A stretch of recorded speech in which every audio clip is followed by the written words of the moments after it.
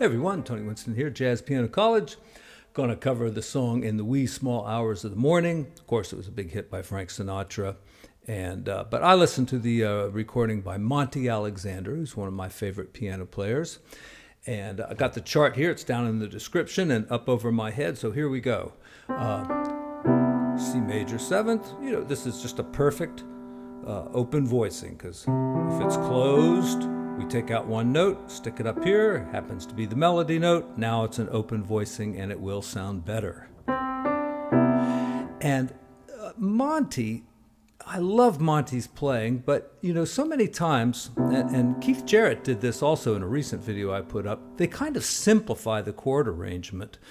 I don't know, maybe it's because they feel like they're too hemmed in and they want to, do their thing on it, so they kind of simplify the chord arrangement. On this one, it goes from C major 7th to C dominant 7th, and then it says A minor over C, but that's really just like a C 6th, and then down to the C plus, which is that. At that point, you probably have to take the 5th out, so maybe I'll just leave it out altogether.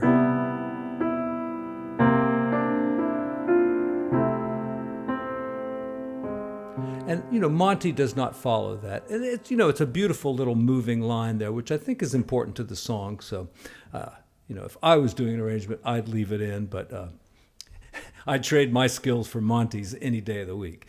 All right, here we go.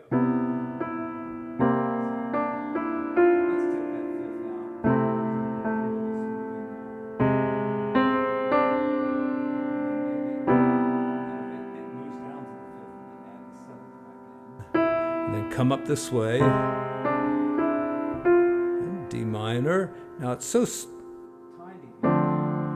I think a closed voicing is fine, though we could, do something like that, or I don't know, and then to G7th.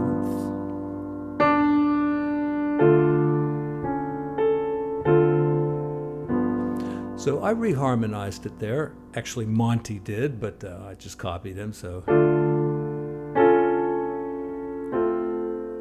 So, this is very similar to what we did in the beginning there. We're taking the root, moving it down again. They call that contrapuntal elaboration of static harmony, but,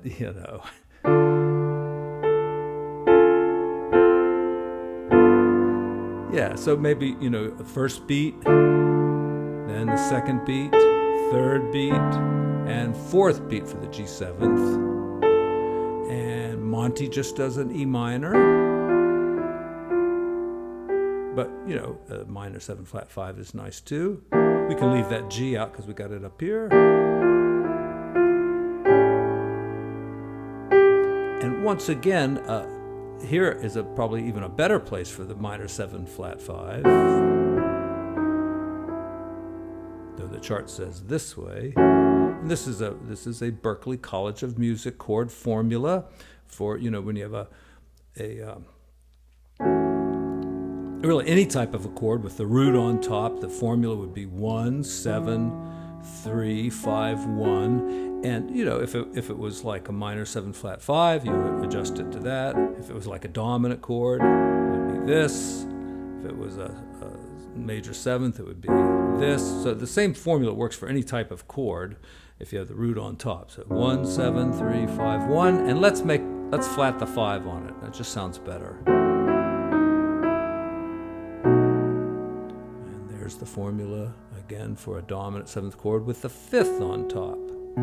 For any chord with the 5th on top, minor 7th, dominant 7th, major 7th. All right, let's back it up a little bit so we can hear this.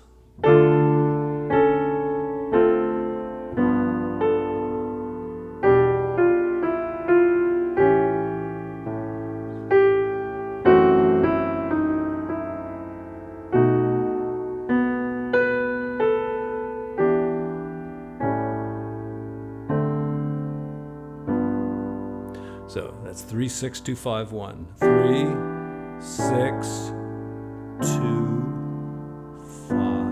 And there's so many ways, you can do these with big open voicings. with some tensions.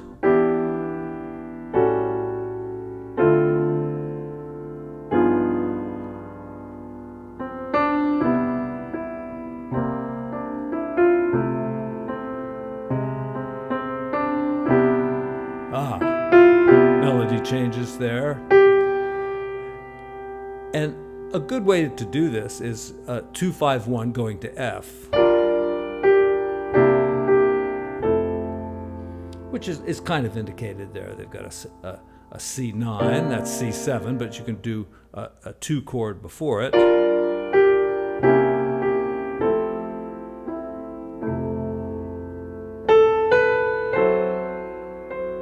Now, how you make an F minor 6 work with that, I'm not sure. So it doesn't seem right, does it?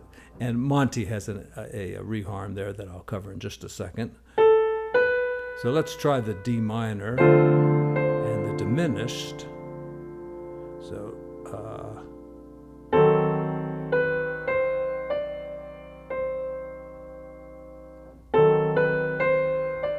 and E minor, it's really a C major, right? So you could just do like a C6th or something.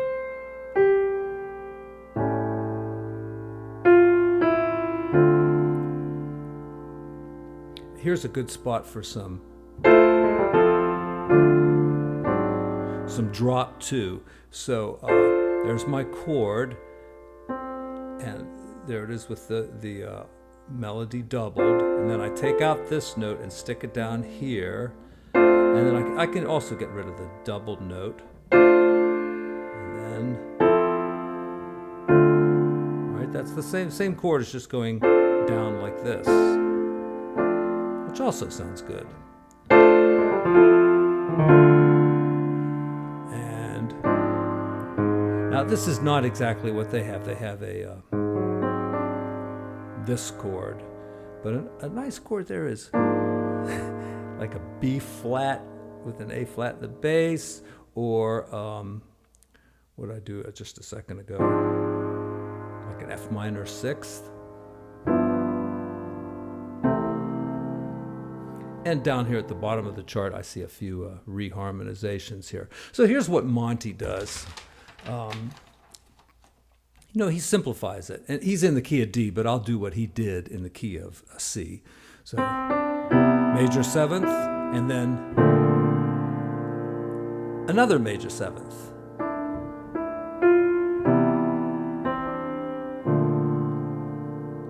And when you go, that's a pretty rich chord. B flat, major 7th, 9, sharp 11.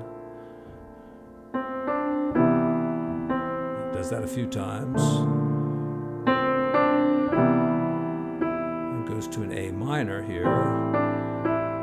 Suspends it. And then to the G7th. And here, again, he does the contrapuntal elaboration of static harmony. Just a regular minor. Then with the flat 5.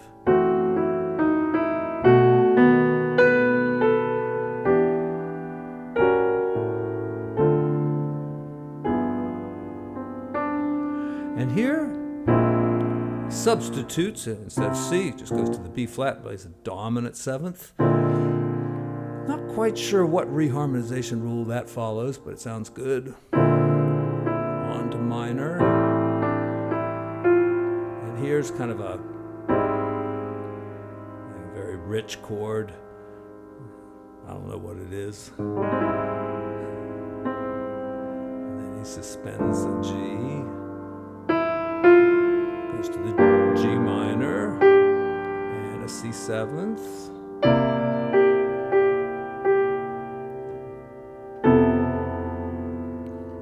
The major 7th with a flat 5. Though since I've already got the 5 in it, I should call it a sharp 11. But if I played it like this, then I can call it a flat 5. Here we go to the minor 7, flat 5.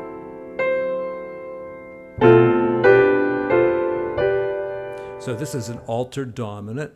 So from F sharp to a B. All right. Think of this as a polychord, and this is a polychord. You know, the F and the G above it gives lots of altered tensions. That's a flat 9. I don't know what that is. That's a sharp 11. And then this one's got the sharp 9 and the flat 13. And then, you know, so it's F, G, F, G. I think that's what he does. And then to E minor. Now, if you think of it as E minor, like this, you know, this note technically does not belong in an E minor chord, but, you know, when it's the 3 chord and it's just a substitute for the 1 chord, it's okay. And then I think he's got a B flat before he gets to the A, and walks this up.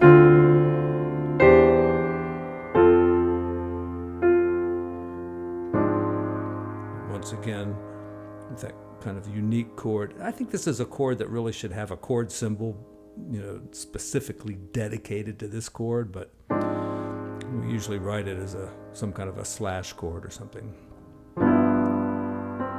Suspends it, and then just goes back to the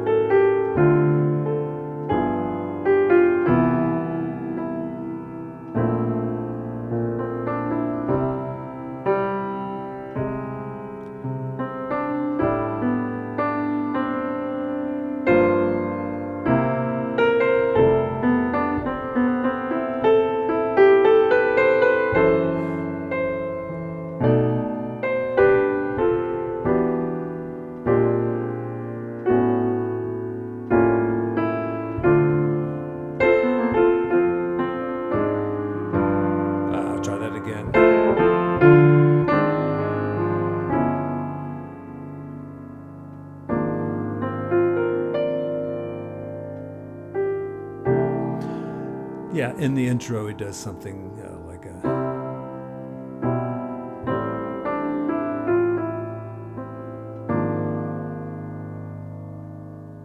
he uses that chord somehow. All right, that's it. Great song, nice song to, you know, practice doing open voicings on, and, you know, it's in the key of C, so hopefully you'll be able to jam out on it. Or at least play sensitive improvisation on it. And thank you all very much.